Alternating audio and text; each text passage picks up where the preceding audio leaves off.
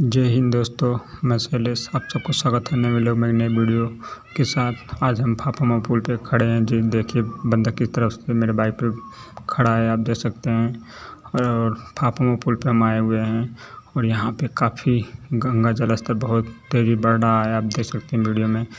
इधर देखिए दोस्तों किस तरह से ये गंगा जल स्तर बढ़ गया है और यहाँ का नज़ारा भी बहुत अद्भुत है। प्रयागराज पूरी तरह से डूबता ही जा रहा है, आप देख सकते हैं वीडियो में। अगर आपने मेरे चैनल को सब्सक्राइब नहीं किया तो मेरे चैनल को सब्सक्राइब कर लें, बेल आइकन प्रेस कर लें ताकि मेरे आने वाला हर एक वीडियो को नोटिफिकेशन आपको सबसे पहले मिले दोस्तों।